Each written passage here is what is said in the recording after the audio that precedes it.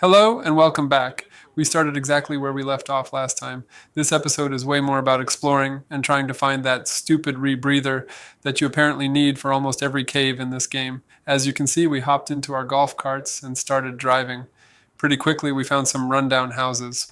One of them had a cave in the basement, which already felt like a bad idea, so obviously, we went in anyway. Inside the cave, we found a piece of an artifact that we are apparently looking for. We picked it up, got back into the golf carts, and kept driving further inward through the island. We saw some pretty crazy things along the way. Oh, what the fuck?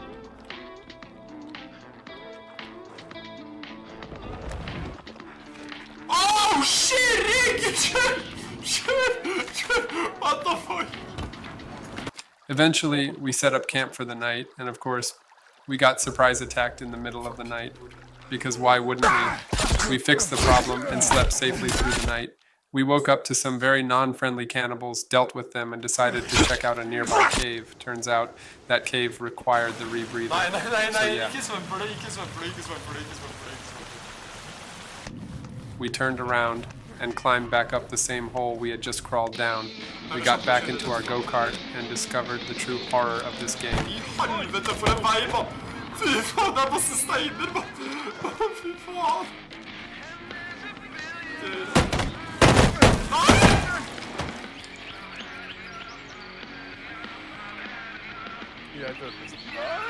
The roads, absolute nightmare. We drove all the way back home, put some stuff on the shelves, and started construction on a wall around the entire base. We worked on it for basically the whole day.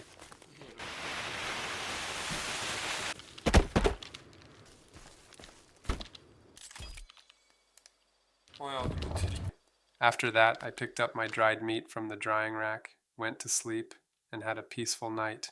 But not a peaceful morning. We encountered this big guy who was painted red, which was not comforting.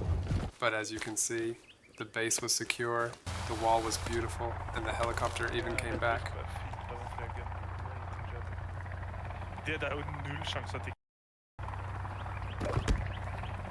I made a planter, planted some blueberries, crafted a wall torch, and called it a day. The next day, we were ready to explore again. We took the golf cart, of course, and found a maintenance cave with some supplies and a blueprint. We had a little scare when we reached the next cave, which wasn't far away.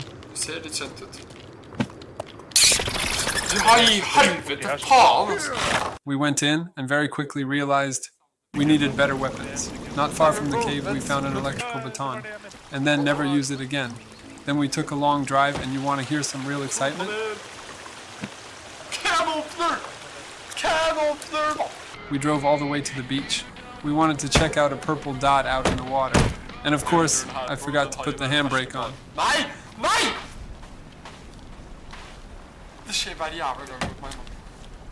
We swam all the way out to a raft and found a handgun on some dead guy just chilling there.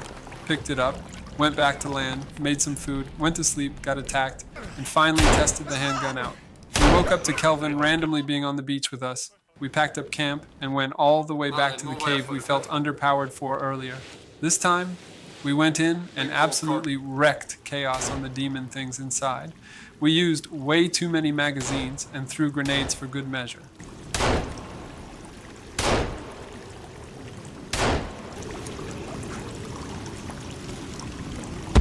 We found another letter, or page, with some information about gold ore.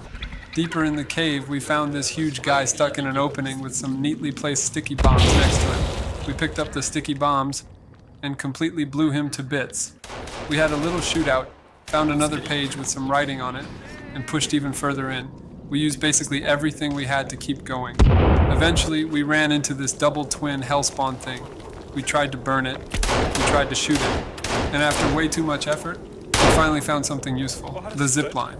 We used it immediately. And yeah, I apparently could not hold on. After getting out of the cave, we drove the golf cart to the next one, which was, of course, blocked by water. So yeah, that wasn't happening. Instead of forcing it, we decided to head up into the mountains.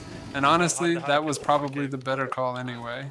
Up there, we found some tents, a little ice cave, some supplies, and another blueprint. Nothing insane, but still worth checking out. At this point, we realized that gliding was just way better for transportation. Faster, easier, and way more fun than dealing with the roads. So we started gliding around for a while. From up there, we spotted a blue marker on the map and decided to land and check it out. And surprise, surprise, more supplies. We found a tracker and a printer that uses all that resin we've been finding literally everywhere, so we obviously had to try it out. We printed some flasks, a mask, some grappling hooks. Then we took a quick sleep break. And after that, made some arrows. Fully geared up, we went gliding again and landed on the frozen lake below the mountain. From there, we went into another cave, and guess what? Gliders. We immediately went back out of the cave. Sometimes you just know. We found a small hill nearby to glide from and decided to head toward a cave on the beach that we had ignored earlier. This time, we actually committed. Inside the cave, we found a laptop, and that laptop added a new location to our map called the entertainment bunker, which already sounded promising.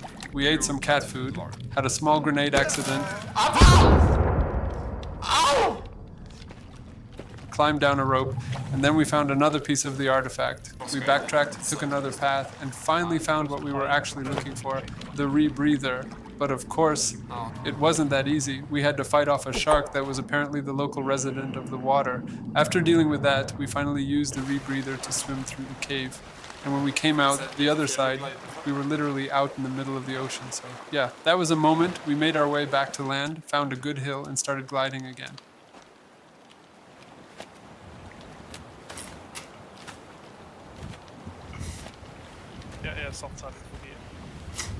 And here's a fun little tip. If you go up, down with the glider, you can actually just keep gaining height.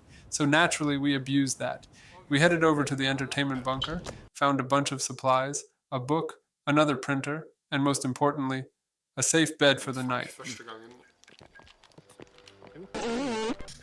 After resting, we decided to walk over to a nearby cave we had been to earlier in the video, because now, finally, we had the Rebreather. And also, as you can probably tell by now, it's winter. We went into the cave, swam through a water section, and this cave just kept going deeper and deeper and deeper.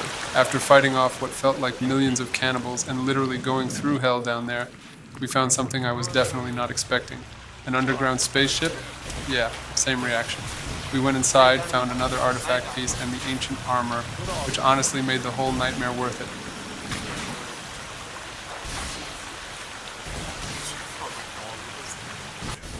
We climbed a rope, then another rope, ran into a hell spawn. Oh, hello there! Tried to burn it. Realized that wasn't working at all, so we just ran for our lives. We climbed another rope, entered this gold mine shaft looking area, went through yet another water section, and finally got out of the cave. After all that, we found a hill, glided all the way back home, put our stuff on the shelves, and went to sleep. The next day, we threw some meat on the drying rack, and that's where we rounded it off and called it a night. And since this episode is probably going up on Christmas, Merry Chrysler!